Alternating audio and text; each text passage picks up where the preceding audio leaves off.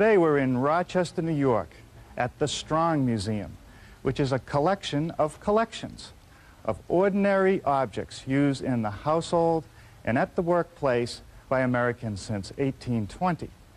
Now, one of the more popular exhibits is right here, One History Place. It's where children 3 to 7 years old can pretend they're in the Victorian age. Ah, the kitchen. And a nice work table. Maybe we can build one of those at the shop. And look at this, a black iron stove. My grandmother used to have one just like that. And this, I guess, represents the attic, Grandma's attic.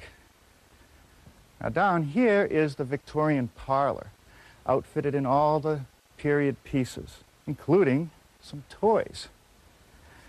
Now the museum was kind enough today to bring out of storage this wagon so I could show it to you. Wagons like this were made in toy factories starting about 1875. Now this one's a little younger, about 1920. They also had a copy of the original trade catalog that came with it. And I love the first line. Parents, don't worry about their boy's thoughts or his deeds when he has an auto wheel. Great line. Now I can see from this wagon that they haven't done any better solving some of the problems than we have. The handle still is in the way. And where the handle pivots, can you imagine how many fingers have been pinched in there? But they did get the wheels right. Wooden wheels with metal banding. I don't even know how to start building one of those.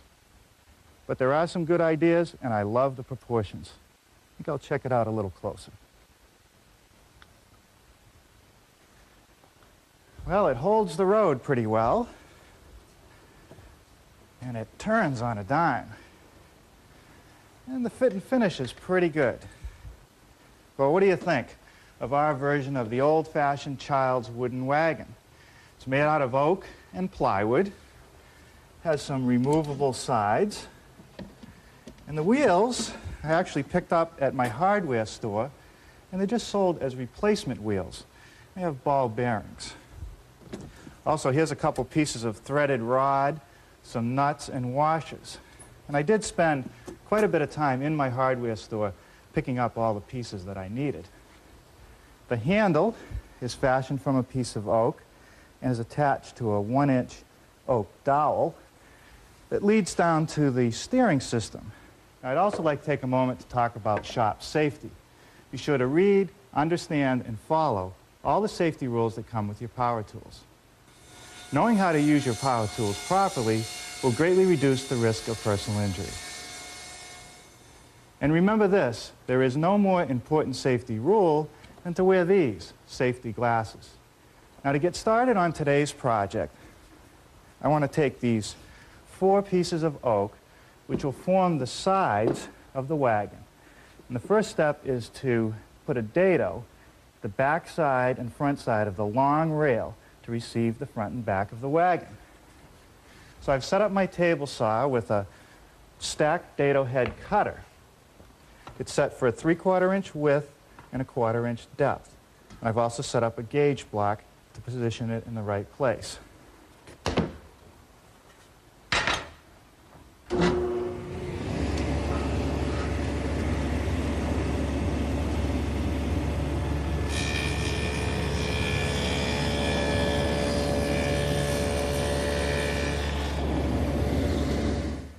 Now here's the whole base sort of loosely put together. And here's a piece of 1/2-inch MDO plywood, which I'm going to use for the bottom. Now this plywood will be supported in the rails with a 1/2-inch dado that runs all the way around. Now the dado in the short pieces can run end to end, but if I run the dado on the long pieces all the way through, it's going to show. So I want to use what's known as a stopped dado. So I've set up my router table with a 1/2-inch straight cutting bit. I've adjusted the fence to be the right distance away, and I've put 2 indicator marks which tell me where to drop it on and where to remove it so that the dado won't show beyond the end.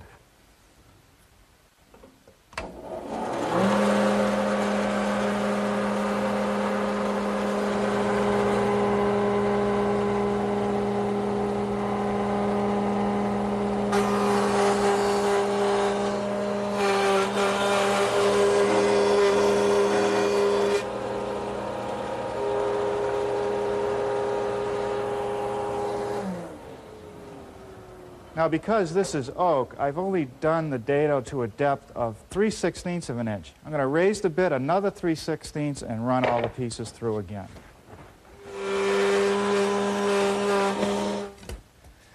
Now, this wagon will probably sit outside in the weather where it's going to take a lot of abuse. So to hold the sides firmly together, I've installed a rust-resistant threaded rod that runs side to side with a nut and washer on each end. Now that also sits in a little dado so that it's recessed and out of the way. The dado is 3/16 by 3/16. So to make that, I'm going to use the table saw blade alone, which is 1/8 of an inch wide, make one pass, then move the fence 1/16 and make the second pass.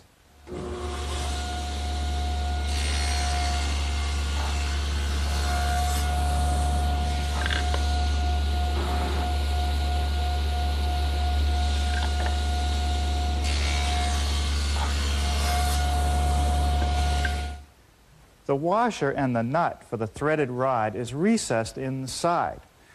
To do that, I'm going to use a 5/8 inch Forstner bit and make a 1/4 inch counter bore.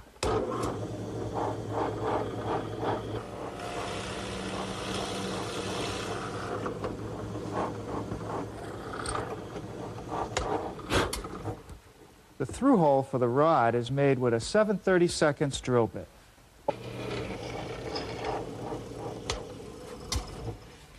Well, now I've set my drill press up with my mortising attachment and outfitted it with the 3/8 inch square chisel. And that allows me to make the mortises in the rails that'll receive the stakes for the removable sides. Now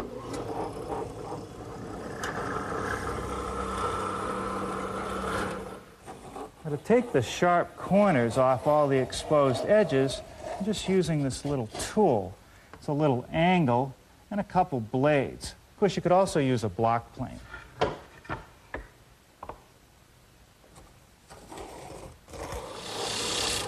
I don't want any sharp corners on this project.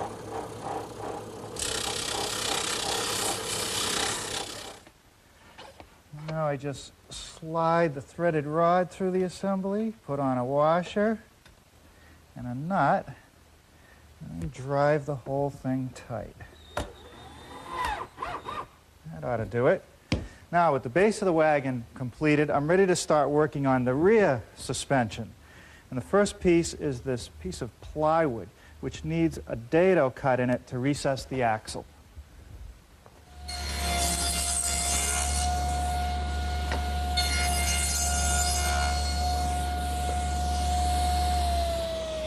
You might have noticed I didn't even bother setting up my dado head. Just moved the fence once. That's all it took.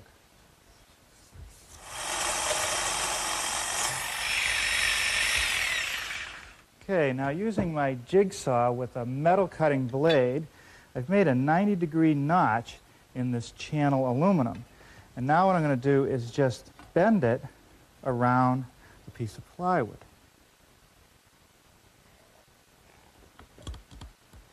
I've just marked the dado, which is also the location of the axle, on the channel. Now I need to drill a 1/2 inch hole for the axle. So I've set up my step drill in the drill press. Each step is a 1/16 of an inch bigger.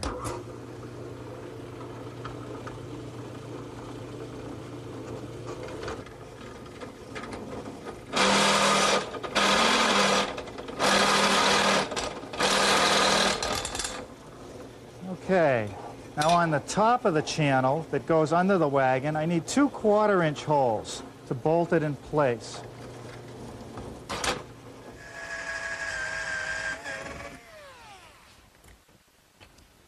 Okay, now I just need to mark the piece of plywood so I can remove a little material so it'll clear the bolts.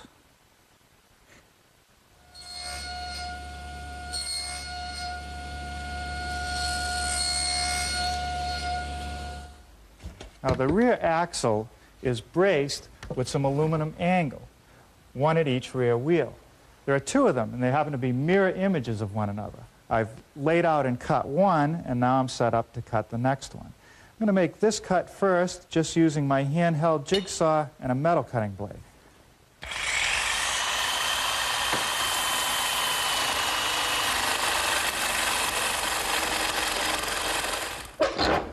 Now on the other end of the piece,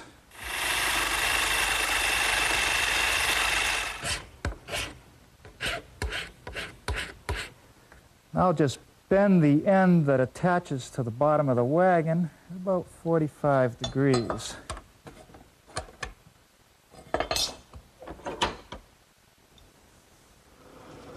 Now there's a hole for the axle, and now I need one for where it gets attached to the bottom of the base. Now we can put some of it together. A brace, piece of the threaded rod with one nut on the end, slide it through, put another brace on, and another nut. Now what I can do is mark out for my holes at the lower end of the brace, drill them, and fasten it to the bottom. Okay, that takes care of the braces. Now for the wheels. First, a washer on the axle, then the wheel, another washer, and a special nut that I picked up at the hardware store, which is readily available, a locking nut. There's a little nylon ring in there, and that helps keep it on so it won't spin off as the wheel turns. I want to just snug everything up, not too tight. Let's take another look at our prototype and check out the front suspension. It consists of an oak post, solid oak, through which a bolt passes. Then there's a series of washers. Then this plywood yoke. And then underneath that, the axle assembly, and the bolt connects all these pieces together. Now here are two pieces of solid oak that I've glued and screwed together to make the post. I want to chamfer the edges, and I'll do that at the table saw.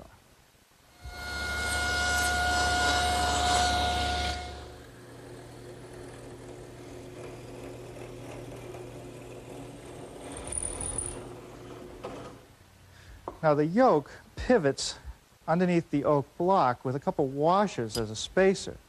Now if the washers are loose, eventually they're just going to wear their way through the oak and the plywood. So I want to fasten them in place with a couple screws.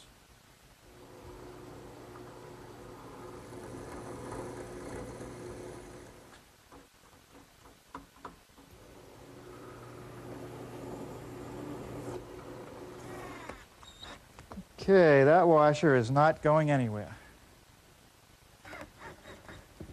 Some screws secure the post to the bottom of the wagon.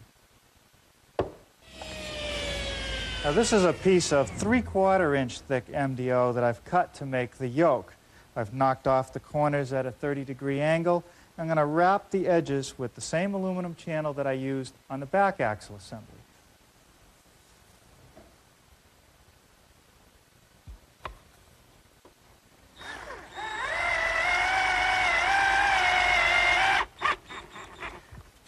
Okay, well that just about does it for today. Tomorrow we'll install the axle under that yoke, put the handle on, and then make the sides. Well, I wanted to take a quick test drive this morning before you got here and test out the comfort of this handle. This is actually the second one I've made for the prototype. I think this is the one I'm going to stick with. It works pretty well. I'll show you how to build that in a minute. But first we want to finish making the front suspension. And I've already taken the time to drill out another fender washer, which is going to get attached to the top of the yoke. And that's now ready to be screwed in place.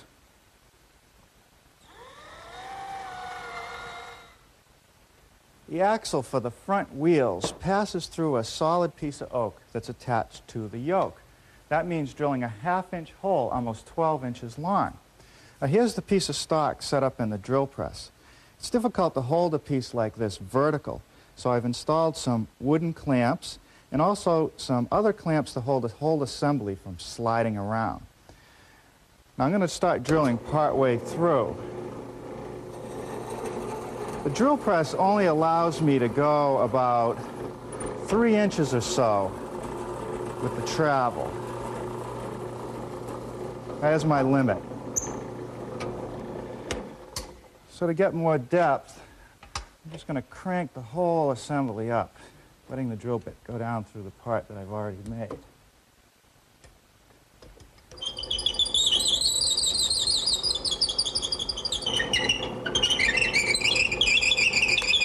Okay, well, I've used up all of that bit that I can.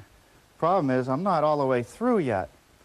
So I could add this extender to the bit and drill all the way down, but I'm afraid it'll drift off. So I'm going to disassemble it, turn it around, and use the same procedure to finish it off. Okay, that's what I want.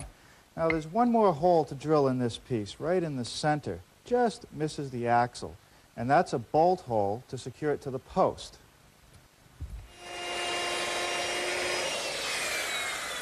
I think it's a good idea to chamfer all the edges to show. It makes it user-friendly. Over the table saw, I've just nibbled away a little material on each end of this oak block to account for the aluminum channel so it'll fit tightly to the MDO. A little bit of construction adhesive and some screws, and we'll fasten it in place. Okay, let's see if we can put the front suspension together, starting with this 7-inch carriage bolt, which slips up through the oak block. Okay. And another fender washer as a spacer and to also make it turn more easily. And then the yoke assembly itself. Okay. Another washer. And I'm going to put 2 nuts on this so that I can lock them against one another so they won't come loose. Not too tight, though. I want it to move easily. And using 2 wrenches, we'll just lock it together. The axle and the wheels go on just like they did on the rear. I want to show you this little detail up front here. The handle is attached to the yoke with these oak blocks. And I want the grain running horizontally because that'll give it the most strength if we're pulling against it. So I've laid out the 2 pieces on this larger piece of oak. First thing I want to do is knock off the corners. So over here at my miter box, I've turned it to 45 degrees, and I've installed a stop block to keep my hands way clear of the blade.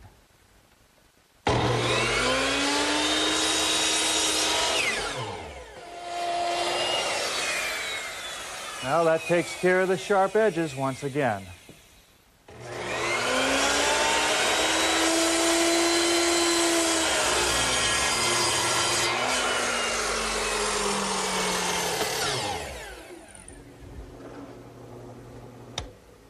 Okay, that takes care of the hole for the through bolt. Okay, that's a bolt hole to attach the block to the yoke.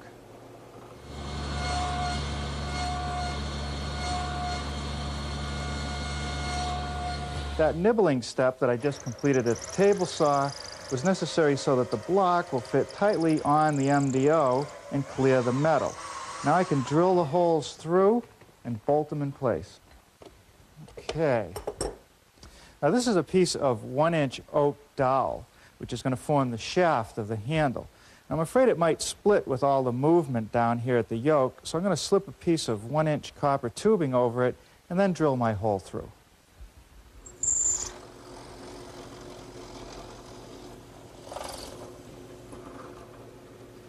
Okay, now that's the pilot hole. Now I'll enlarge it to 3/8.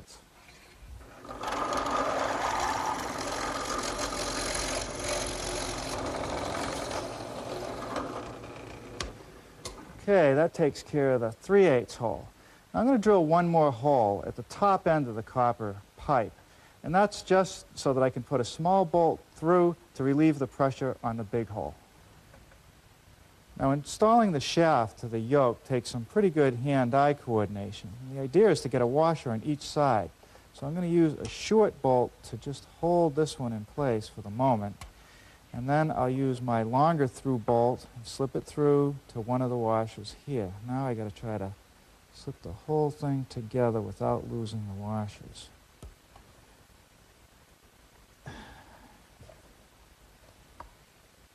I think we're going to get it. Now the bolt goes through and pushes the temporary one out.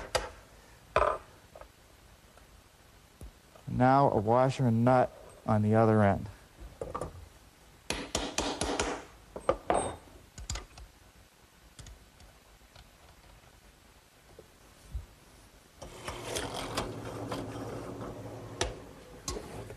I've laid out the handle on this piece of oak, and just drilled a couple holes on the inside corners. Now I'm going to clamp it in my bench vise and cut out the rest of the inside with the jigsaw.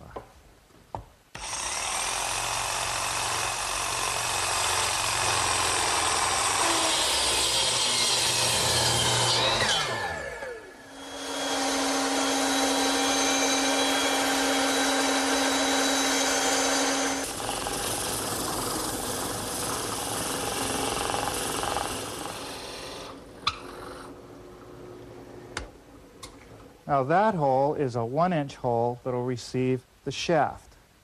I'll show you what that hole is all about. That allows me to have the handle fit over the end of the shaft. Now I'm going to join the handle to the shaft with this iron dowel screw. So I'm going to have to drill a couple pilot holes.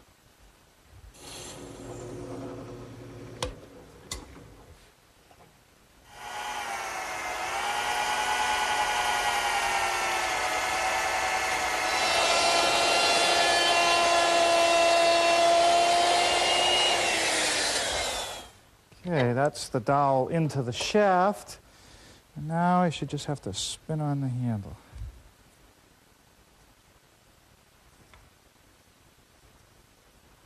Well, now for the sideboards of the wagon. And they consist of stakes and slats. And I've set up to make the tenons on the bottom of the stakes. This cut first.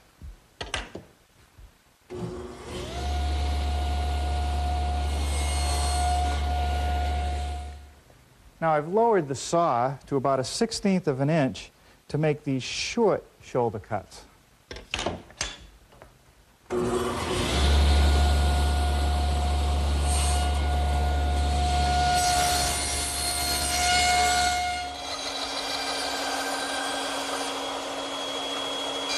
slats are attached to the stakes with screws, so I want to pre-drill and countersink for them.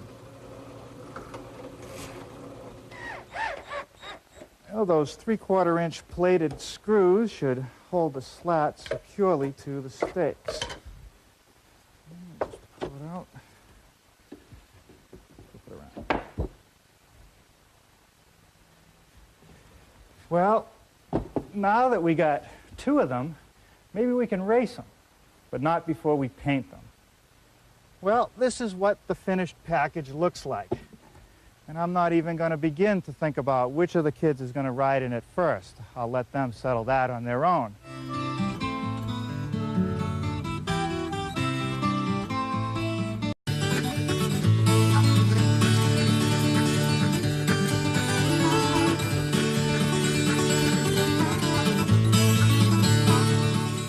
Today we're in Rochester, New York, at the Strong Museum, which is a collection of collections of ordinary objects used in the household and at the workplace by Americans since 1820. And one of the more popular exhibits is right here, One History Place. It's where children 3 to 7 years old can pretend they're in the Victorian age. Ah, the kitchen. And a nice work table. Maybe we can build one of those at the shop. The handle is fashioned from a piece of oak and is attached to a 1-inch oak dowel that leads down to the steering system. Now, I'd also like to take a moment to talk about shop safety. Be sure to read, understand, and follow all the safety rules that come with your power tools. Knowing how to use your power tools properly will greatly reduce the risk of personal injury. And remember this, there is no more important safety rule than to wear these safety glasses. Now, to get started on today's project, I want to take these 4 pieces of oak, which will form the sides of the wagon line. Parents, don't worry about their boy's thoughts or his deeds when he has an auto wheel. Great line. Now, I can see from this wagon that they haven't done any better solving some of the problems than we have. The handle still is in the way. And where the handle pivots, can you imagine how many fingers have been pinched in there? But they did get the wheels right. Wooden wheels with metal banding. I don't even know how to start building one of those. But there are some good ideas, and I love the proportions. I think I'll check it out a little closer. Well, it holds the road pretty well, and it turns on a dime. And the fit and finish is pretty good. Well, what do you think of our version of the old-fashioned child's wooden wagon? It's made out of oak and plywood, has some removable sides, and the wheels I actually picked up at my hardware store, and they're just sold as replacement wheels. They have ball bearings. Also, here's a couple pieces of threaded rod, some nuts and washers. And I did spend quite a bit of time in my hardware store picking up all the pieces that I needed. And look at this, a black iron stove. My grandmother used to have one just like that. And this, I guess, represents the attic, Grandma's attic. Now down here is the Victorian parlor, outfitted in all the period pieces, including some toys. Now the museum was kind enough today to bring out of storage this wagon so I could show it to you. Wagons like this were made in toy factories starting about 1875. Now this one's a little younger, about 1920. They also had a copy of the original trade catalog that came with it, and I love the first